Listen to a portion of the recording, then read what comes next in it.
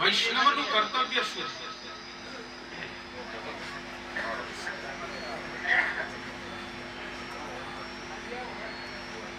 અને એ કર્તવ્યના પાલનથી એને મળનારું ફળ શું?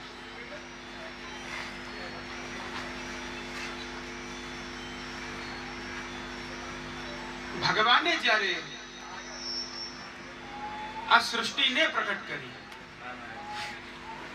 ત્યારે પંચમહાભૂતના એ પાંચેય તત્વ, 5 એલિમેન્ટ્સ, એના માધ્યમથી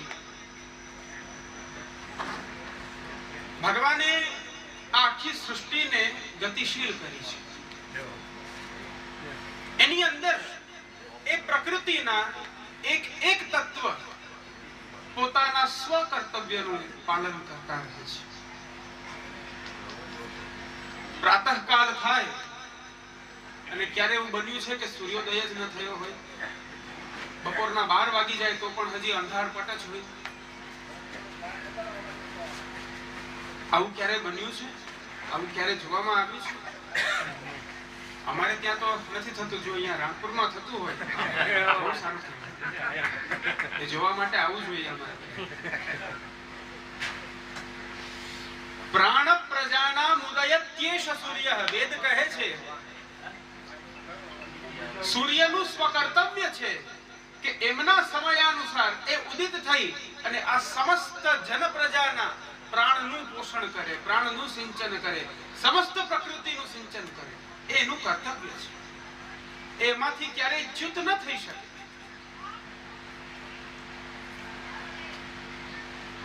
ક્યારે એવું જોયું છે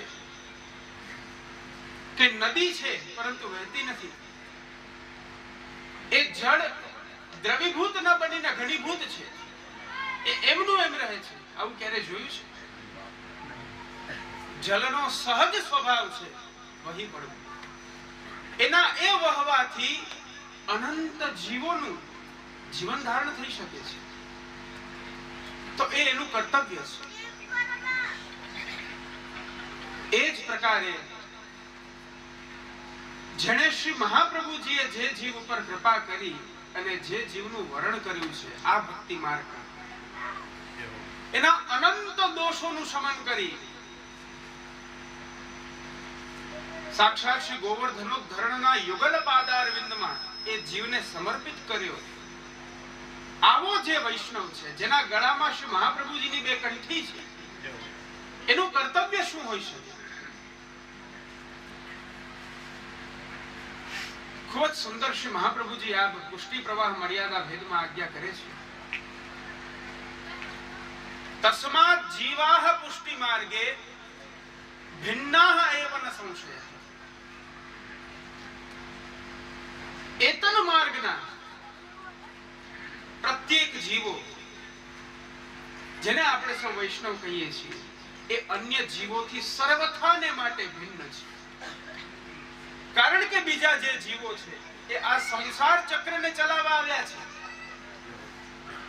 જેનું કાર્ય છે પુનરપી જનનમ પુનરપી મરણમ પુનરપી જનની જઠરે શયનમ. જે વર્ણન આવ્યું છે તદનુસાર એ જન્મ મૃત્યુ એ પ્રવાહ, જેને શ્રી મહાપ્રભુજી આવી સૃષ્ટિને પ્રવાહ સૃષ્ટિ કહે છે.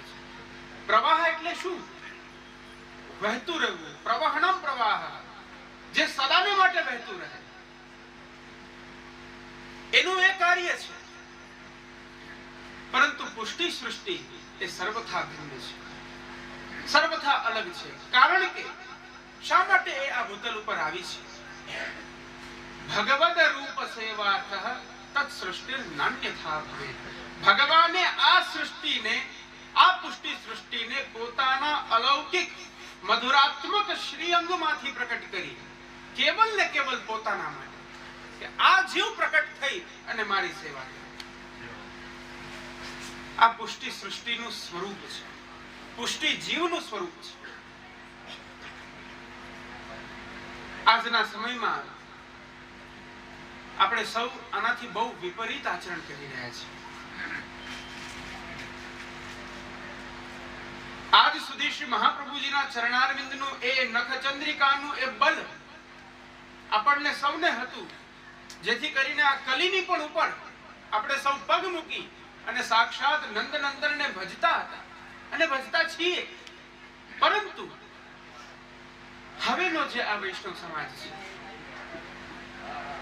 જે પોતાના સ્વ કર્તવ્યથી વિમુખ થઈ રહ્યો છે, એને જોઈને શ્રી મહાપ્રભુજીની આજ્ઞા ખરેખર ચરિતાર્થ થતી હોય એવું લાગે છે. કલૌ ભક્ત્યાદિ માર્ગા હિ દુસ્સાધ્યા ઇતિ મે મતિ. આ કલીની અંદર અન્ય સર્વ સાધનો તો બહુ કઠિન છે જ, પરંતુ ભક્તિ કરવી એ પણ બહુ કઠિન છે.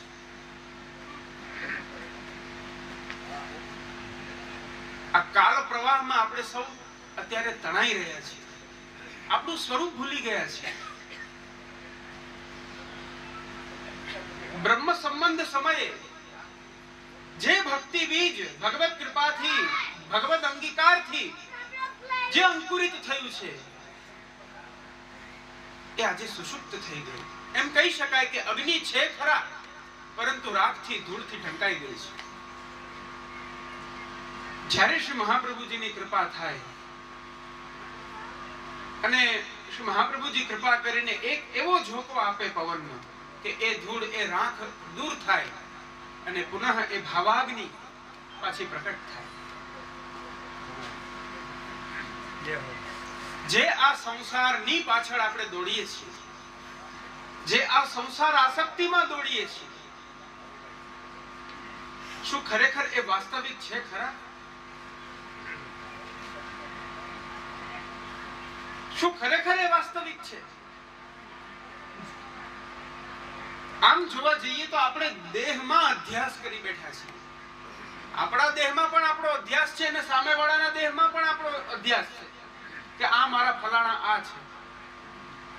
હું તમને પૂછું, તમે બધા કોણ છો? તો કોઈ કહેશે ભાઈ મારું નામ આ છે, મારું નામ હું ફલાણો ભાઈ છું, હું ફલાણો ભાઈ છું. એવી રીતના મને પોતપોતાનો સ્વપરિચય આપશો. આપણો સાચો પરિચય નથી. એ તો આ જન્મની અંદર જે દેહને તમે ધારણ કર્યું છે, એ દેહને બોલાવવાને માટે એક સંજ્ઞા આપવામાં આવી છે. આવી તો અનંત સંજ્ઞાઓ તમે અનંત જન્મોમાં ગ્રહણ કરી ચૂક્યા છો. આપણો સાચો પરિચય છે મમૈ વાંશો જીવલોકે જીવભૂત સનાતન જીવો અંશેવ ના પરઃ. આપણો સાચો પરિચય છે કે આપણે પ્રભુના અંશ છીએ અને પ્રભુ આપણા અંશી છે. આ આપણો સાચો પરિચય છે. સહસ્ત્ર વર્ષો થઈ ગયા ભગવાનથી વિખુટા પડીને આ ભૂતલ ઉપર આવ્યા. 84 લાખ વખત જન્મ લીધા. 84 લાખ જન્મમાં એક કીટ પતંગ જે આપણી આ દૃષ્ટિથી પણ આપણે જેને ન જોઈ શકીએ, એનાથી પણ સૂક્ષ્મ અણુવત એવા જીવનું પણ સ્વરૂપ આપણે ધારણ કર્યું. એમ લાગે કે 84 લાખ યોની બોલવામાં કેટલું સહેલું છે, 84 લાખ જન્મ કેટલું સહેલું છે. પણ એની જ્યારે ગણના થાય તો ખબર પડે કે કેટલું મોટું આખી આ સમય કાલ છે. આખો કોઈ પણ એક એવા વૃક્ષની યોની પ્રાપ્ત થાય, હજારો વર્ષો સુધી એમને રહેવું પડે. શમી વૃક્ષ જેવા બહુ પ્રાચીન વૃક્ષો હોય તો કેટલા વર્ષો સુધી એમને રહેતા હોય છે. તો એક ઉદ્બીજ સૃષ્ટિમાં જ્યારે આપણો જન્મ થાય તો એટલા વર્ષો સુધી એ જ યોનીમાં રહેવું પડે છે. આવા તો 84 લાખ જન્મ. કોઈની આયુ નાની છે, કોઈની આયુ મોટી છે. વિચાર કરો કેટલો સમય લાગ્યો હશે. જ્યારે એ 84 લાખ જન્મને પાર કરો છો, ત્યાર પછી એક મનુષ્યનો જન્મ મળે. એ મનુષ્યના જન્મમાં જીવ નિશ્ચિત કરે છે કે મારે શું કરવું જોઈએ. તો એને નિશ્ચય કરવાને માટે એને પુનઃ પાછા 33 જન્મો મનુષ્યના જ પ્રાપ્ત થાય છે, જેમાં એ સૂર્ય ચંદ્રાદિ દેવોની ભક્તિ કરે છે, ક્ષુદ્ર દેવોની ભક્તિ કરે છે. એના દ્વારા એ આ સાંસારિક ભોગને પ્રાપ્ત કરે છે. એના 33 જન્મ. એમાં ત્રિદેવ પણ આવી ગયા, બ્રહ્મા વિષ્ણુ મહેશ. આવા 33 જન્મ મનુષ્યના પાર કર્યા પછીનો જે 34મો જન્મ પ્રાપ્ત થાય છે, એ 34મા જન્મમાં શ્રી મહાપ્રભુજીની કૃપાથી એ જીવનું બ્રહ્મ સંબંધ થાય છે, એ જીવને કૃષ્ણ ભક્તિનો અધિકાર પ્રાપ્ત થાય.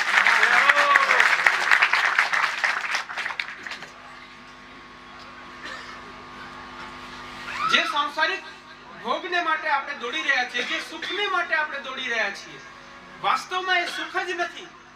અરે જ્યારે આખું આ જગત જ નથી રહેવાનું એક દિવસ, જે આ સ્થૂળ પદાર્થો આપણે જોઈ રહ્યા છીએ આ જ નથી રહેવાનું. આ સર્વ કાંઈ ભગવાનમાં તિરોહિત થવાનું છે. કોનામાં આસક્ત છે? કોઈ, હું ઘણીવાર મારા પ્રવચનમાં દૃષ્ટાંત આપું છું, કોઈ માણસ ડૂબી રહ્યો છે, પાણીમાં ડૂબી રહ્યો છે, કોઈ શરણ નથી મળતું, કઈ એવો આશ્રય નથી મળતો કે એનાથી બચી શકે. ત્યાં જ એક નાનકડું તણખલું આવે છે. બચવાની તો આશા છે જ. હવે તણખલાને પકડી લીધું અને એવી મહત્વાકાંક્ષા ધરાવે છે કે હું બચી જાઉં, હું બચી જાઉં. શું એ બચી જવાનું છે? હા કે ના? તો જે આ સંસારમાં આપણે આસક્તિ કરીને બેઠા છીએ, જે આ અહંતા મમતામાં આપણે લિપ્ત છીએ, આ ખરેખર આ ભવસાગરની અંદર આ એક તણખલું પકડી રહ્યા છે. શ્રી મહાપ્રભુજી સુબોધિનીજીમાં બહુ સુંદર દૃષ્ટાંત આપે છે. દૂર બેઠા હતા સમુદ્ર કિનારે અને જોયું તો ત્યાં સૂર્યપ્રકાશથી એક એવી પ્રતીતિ થઈ જાણે જમીન, ત્યાં રેતીની અંદર એક એટલો મોટો એક ચાંદીનો ટુકડો પડ્યો છે. વ્યક્તિ મોહાઈ ગયો, દોડીને ગયો, મને આજે ચાંદી મળવાનું છે. બહુ આનંદ થઈ ગયો, અનાયાસ, કોઈ પ્રયાસ વિના. આજે તો આ તો લાભનો દિવસ કહેવાય ને. દોડીને જાય છે, જુએ છે તો ચાંદી નતું, છીપલું હતું. આ શ્રી મહાપ્રભુજી શ્રીમદ ભાગવતજીના પ્રથમ સ્કંદની સુબોધિનીજીમાં આજ્ઞા કરે છે. સુપ્તો રજતા ભાસા, એ છીપલાની અંદર એ ભાસ થઈ ગયો ચાંદીનો. એ વ્યક્તિ દોડીને જાય છે, હાથમાં લઈને જુએ છે તો ખબર પડે છે અરે આ તો ચાંદી નથી, આ તો એક છીપલું છે. એવો જ આ સંસાર છે, જે અહંતા મમતાત્મક છે, જેમાં તમે સુખ જોઈ રહ્યા છો, પણ એ આ માયાના પ્રકાશના રિફ્લેક્શનના રૂપમાં આ દુઃખ રૂપી સંસારમાં સુખની પ્રતીતિ થાય છે. જેવી પ્રતીતિ એ સુક્તિમાં રજતની થઈ રહી હતી, પણ હાથમાં લઈને જ્યારે જોશો ત્યારે થશે કે ખરેખર આ સુખ નથી, આ તો દુઃખ જ છે. આ તો દુઃખ જ છે. રહી વાત સુખની, તો આજે એક વ્યક્તિ એવો હશે જે દુઃખ માંગતો હશે. પ્રત્યેક વ્યક્તિને સુખ જોઈએ છે. પાછું એ વ્યક્તિનું જે સુખ છે એને કેવું સુખ જોઈએ છે જે કદી પૂર્ણ ન થાય. આપણી રિક્વાયરમેન્ટ કેવી છે? જુઓ, જેવી આપણી રિક્વાયરમેન્ટ છે એવું પાછો આપણો રસ્તો નથી. મારે સ્વાભાવિક રીતના મારે આવવું છે રાણપુર, અને હું કોઈ બીજા ગામે જઈને એવી ભાવના કરું કે હું રાણપુરમાં આવી ગયો અને મારું સામયું થાય તો થવાનું છે? હા કે ના? તો કહો, નાશ થાય. તમારે જોઈએ છે અક્ષય સુખ, અગણિત સુખ જોઈએ છે, પણ પાછું જોઈએ છે કોના માધ્યમથી? આ અહંતા મમતાત્મક રૂપા સંસાર. ક્યાંથી મળવાનું છે? પાછી એનાથી પણ મોટી ભૂલ આપણે એ કરી બેસીએ છીએ કે પ્રભુ પાસે જઈને પાછું એ જ સુખ માંગીએ છીએ.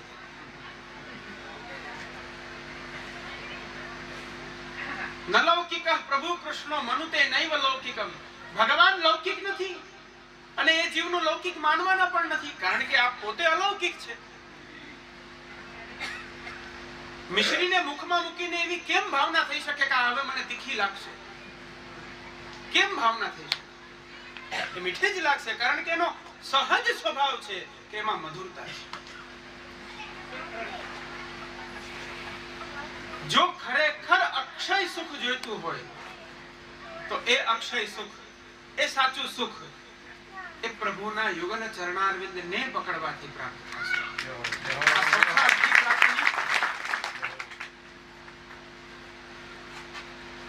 અને ભગવાનનો સ્વભાવ, અનંત દોષો છે આપણામાં, અનંત દોષો.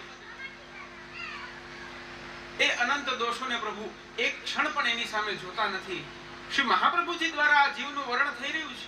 શ્રી વલ્લભ મને સોંપી રહ્યા છે આ જીવને, આ જીવ મારો છે એમ કરીને ભગવાન એ જીવને અંગીકાર કરે. માટે તો વેદે કહ્યું કે આ ભગવાનને પ્રાપ્ત કરવાને માટે કેટલા સાધનો કરવા પડશે. પ્રત્યેક સાધનો ગણાવ્યા, ગણીને કહ્યું નહીં આનાથી પ્રાપ્ત નહીં થાય, આનાથી પ્રાપ્ત નહીં થાય. પ્રવચનેન ન લભ્યઃ ન મેધયા ન બહુના શ્રુતેન. આવા કોઈ પણ સાધનથી જ્યારે પ્રાપ્ત નહીં થાય તો કેમ પ્રાપ્ત થશે? તો કહ્યું યમે વૈશ વૃણુતે તેન લભ્યઃ. જ્યારે એ પરબ્રહ્મ પૂર્ણ પુરુષોત્તમ, એ અખિલ ભુવનના આધાર, જ્યારે ભગવાન સ્વયં જ્યારે ઈચ્છે કે હવે હું આ જીવને પ્રાપ્ત થાઉં, ત્યારે જ થઈ શકે છે. અને આ સૌભાગ્ય આપણને મળ્યું છે. કયું સાધન કર્યું તું? મને ઉત્તર આપો. કયું સાધન કર્યું તું જેથી ભગવાન આપણને ઉરરીકૃત કરે, પોતાના કરે? શેષજી હજી પણ પોતાના સહસ્ર મુખથી, સહસ્ર જીહ્વાઓથી ભગવાન નામના ગુણોનું અવગાહન કરે છે, પરંતુ ભગવાન કહે છે મને એ શેષજી પણ પ્રિય નથી.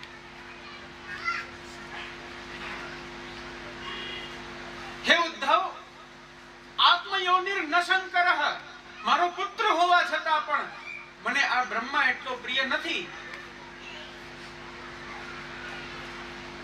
સ્વયં શિવજી જે સદાને માટે મારું ધ્યાન કરી રહ્યા છે, સદા મારું સ્મરણ કરી રહ્યા છે, મારા ભજનમાં તત્પર છે, એવા શિવજી પણ મને એટલા પ્રિય નથી. મને આ સંકર્ષણ, મને આ શેષજી પણ એટલા પ્રિય નથી. ન શ્રી, મને આ લક્ષ્મીજી પણ એટલા પ્રિય નથી જે સદાને માટે મારી પાદ સેવન ભક્તિ કરી રહ્યા છે. હે ઉદ્ધવ, મને તું પ્રિય છો, કારણ કે તું મારી નિર્ગુણા ભક્તિ કરી રહ્યો છે, તું મારી પ્રેમાત્મિકા ભક્તિ કરી રહ્યો છે. તું એ વ્રજ ભક્તો પાસેથી એ ભક્તિનું રહસ્ય, એ પ્રેમ લક્ષણા ભક્તિનું હાર્દ જાણીને આવ્યો છે, એના દ્વારા તું મને ભજી રહ્યો છે. સર્વને દુર્લભ હોવા છતાં પણ તારા માટે હું સુલભ છું, સહજ છું, કારણ કે તે વ્રજ ભક્તોના ભાવોનું ભાવન કર્યું છે. એ જ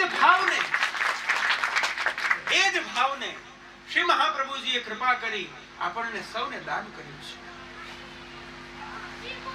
આપણું પરમ કર્તવ્ય છે કે આપણે સવે બ્રહ્મ સંબંધ લીધું છે. નામ દીક્ષા, નિવેદન દીક્ષા, ઉભય દીક્ષાથી જ્યારે આપણે દીક્ષિત હોઈએ તો આપણું પરમ કર્તવ્ય છે કે આપણે સૌ ભગવત સેવા કરીએ. એવો હઠાગ્રહ નથી કે તમે સીધી મર્યાદ ગ્રહણ કરો, મિશ્રી ભોગ ધરો, પ્રારંભ તો કરો. અહીંયા અગાસીને શું કે મેળી કયો ને તમે ગામડામાં, મેળીએ જવું હોય તો પેલા એક પગથિયું તો ચડવું પડશે, આમ સીધે સીધા થોડી પહોંચાશે. જે ખરેખર પ્રભુથી વિમુખ છે અને સ્વમાર્ગીય છે, આવા જીવે એક ક્ષણનો પણ વિલંબ ન કર્યા વિના ભગવત સાનિધ્યને પ્રાપ્ત કરવું જોઈએ, ભગવત સેવા પધરાવવી જોઈએ. જ્યાં આપનું ગુરુ ઘર હોય, જે આપના ગુરુદેવ હોય, ત્યાં જઈ જે સ્વરૂપ આપને પ્રિય લાગતું હોય, જેમાં આપનો ભાવ હોય, એ સ્વરૂપને ત્યાં પધરાવી, ત્યાંથી પુષ્ટ કરાવી અને ઘરે આપના પાઠ ઉપર પધરાવી કેવળ મિશ્રી ધરો. ભાવાત્મા ભગવાન છે, તમે મિશ્રી ધરશો, અઠવાડિયા પછી આપ સ્વયં એ ભાવ પ્રકટ કરાવશો કે મને દૂધગર ધર. પણ જીવે પહેલ તો કરવી પડશે. આ ભક્તિ માર્ગ છે. જો એ ભગવત સેવા પણ કરવાને માટે તમે સમર્થ ના હો તો ખાલી ભગવદીઓનો સંગ કરો. 84-252 વૈષ્ણવોની વાર્તાના પુસ્તકો છે, શિક્ષાપત્ર છે, શ્રીમદ ભાગવતજી છે, 16 ગ્રંથ છે. આપણા આ સ્વમાર્ગીય ગ્રંથોનું પઠન કરો. દિવસમાં ખાલી અડધો કલાકનો સમય આપો, કેવલ એક પાનું વાંચી લો. એક પાનું વાંચવાનો સમય ન મળતો હોય તો કેવલ એક ફકરો વાંચો.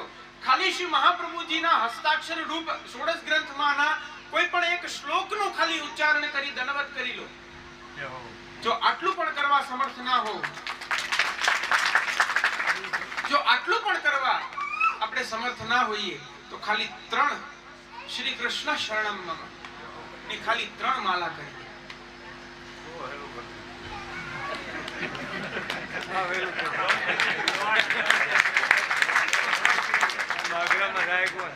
નામ સ્વરૂપ અને નામમાં ભેદ નથી. નામ છે એ વિપ્રયોગ દશાનું ફળ પ્રદાન કરે છે, સ્વરૂપ છે એ સંયોગ દશાનું ફળ પ્રદાન કરે છે. જ્યારે તમે નામનો આશ્રય લેશો ત્યારે એ નામથી તમારી જે વિયોગાત્મિકા આરતી જ્યારે ભગવાન સુધી પહોંચશે ત્યારે ભગવાન કૃપા કરીને પુનઃ ઘરે પધારશે. એટલા માટે આ એક માર્ગ બતાડી રહ્યો છું. હવે જો એનું વધારે ખુલાસો કરું કે આ નામ સેવાથી તમને સ્વરૂપ સેવાની પ્રાપ્તિ થશે તો આ એક પણ નહીં કરે.